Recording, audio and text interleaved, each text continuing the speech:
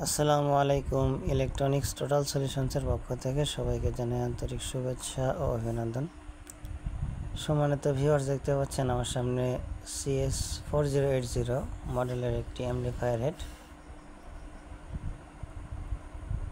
হেডটি PB কোম্পানির। তো হেডটি আমাদের কাছে নিয়ে আসছে কাউসার সাউন্ড থেকে, শেরপুর বগুড়া। আমাদের বক্তব্য হচ্ছে, সেটে প্রেশার দিলে প্রেশার ওঠে না এবং সাউন্ডটা ভ্যার ভ্যার করে ফেটে যায়। তো আসলে যে সেটটি, এটা কিন্তু খুবই ভালো সেট, কিন্তু সেটটিতে আমরা ওয়াট পাচ্ছি কিন্তু পার সাইড, এক সাইডে 500, এক সাইডে 400। তো এটা দিয়ে কিন্তু মিনিমাম ক্লিন আউটপুট পাওয়ার কথা 1000 ওয়াট, কিন্তু আমরা এক সাইডে পাচ্ছিলাম 500 এবং 400।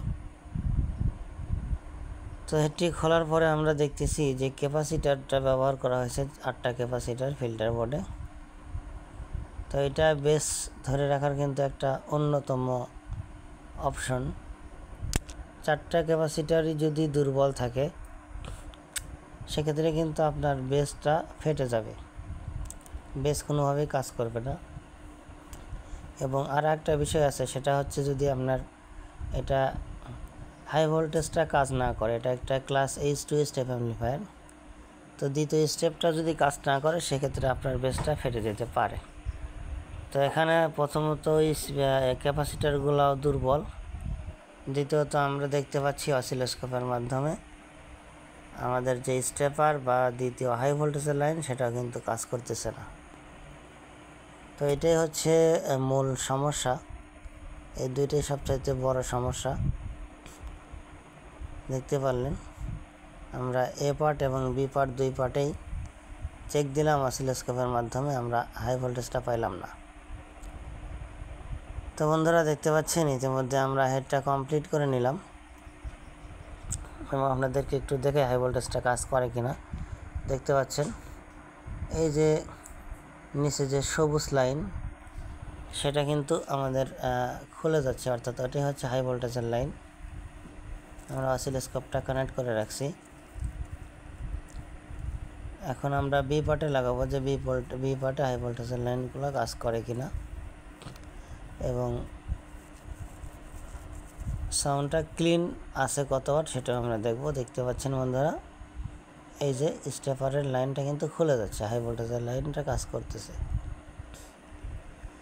আর ক্যাপাসিটার কিন্তু সবগুলাই 100 ভোল্ট 10,000 মাইক্রোফ্যারাড আমরা ব্যবহার করেছি এবং এটি অরিজিনাল ক্যাপাসিটার ব্যবহার করা হয়েছে, যার কারণে হেডের বেসটা অনেক স্ট্রং হবে, বেস ফাটবে না। আর হাই ভোল্টেজের লাইন সহ আমরা কাজ করে দিয়েছি, এখন হেডটা প্রপার ওকে আছে। এখন আমরা ওয়াট মিটারের সঙ্গে সংযুক্ত করে দেখব যে কত ওয়াট পর্যন্ত আমাদের অসিলোস্কোপে ক্লিন আউটপুট দেখায়। আমরা অসিলোস্কোপের সঙ্গে হেডটি কানেক্ট করে নিচ্ছি, এপাশে ওয়াট মিটারের সঙ্গে কানেক্ট করা আছে। এটা আমরা 4 ওহম লোড দিচ্ছি এবং 4 ওহম লোডে কত ওয়াট আউটপুট পাওয়া যায় সেটা আমরা এখন দেখব। আমরা সিগন্যাল জেনারেটরের মাধ্যমে আস্তে আস্তে সিগন্যালটা বাড়াচ্ছি। দেখতে পাচ্ছেন হাই ভোল্টেজের লাইনগুলো কাজ করতেছে খুব সুন্দরভাবে।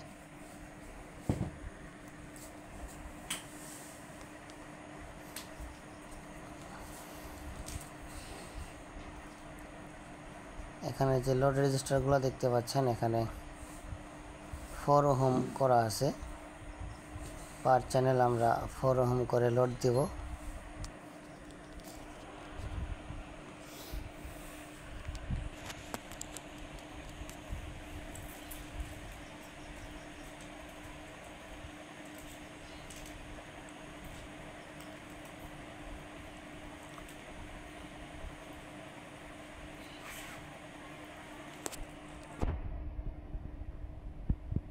সব কিছু কানেকশন কমপ্লিট করা হলো। এখন দেখতে পাচ্ছেন আমরা প্যারালাল অবস্থায় রাখছি এবং দুই পাশেই কিন্তু সেম ওয়াট আউটপুট দিচ্ছে আমাদের। তো আমরা ক্লিন পাচ্ছি কত ওয়াট সেটা আপনাদেরকে দেখাই। এটা চ্যানেল এ এবং নিচেরটা চ্যানেল বি। সাউন্ড কিন্তু পিওর সাইন ওয়েভ আছে এখনো পর্যন্ত, এবং প্রায় 1100 ওয়াট আউটপুট পাচ্ছি পার চ্যানেল পিওর সাইন ওয়েভ। আমরা এখন 1500 ওয়াট পর্যন্ত তুলে দিয়েছি, কিন্তু সাউন্ডটা কিন্তু ফেটে গেছে, সাউন্ডের মধ্যে ব্রেক চলে আসছে, আর ওয়েভটা কিন্তু স্কোয়ার হয়ে যাচ্ছে, দেখতে পাচ্ছেন এই যে স্কোয়ার ওয়েভ হয়ে যাচ্ছে। এই যে ডিসিও, এই ডিসি ভোল্টেজটা যদি আপনার স্পিকারে যায় তাৎক্ষণিক আপনার স্পিকারটা কেটে যাবে এবং জ্বলে যাবে। তো অবশ্যই সাবধান থাকবেন, ক্লিন যতদূর পর্যন্ত সাউন্ড থাকে ততদূর পর্যন্ত প্রেসার দেওয়ার। এর উপরে তুললে সাউন্ডটা বিগড়ে যাবে, সাউন্ড খারাপ হয়ে যাবে এবং আপনাদের স্পিকারগুলো খুব তাড়াতাড়ি নষ্ট হবে। তো অবশ্যই এদিকে খেয়াল রাখবেন, যারা অপারেটর ভাই আছেন সবসময় হেডগুলো খেয়াল রেখে চালাবেন।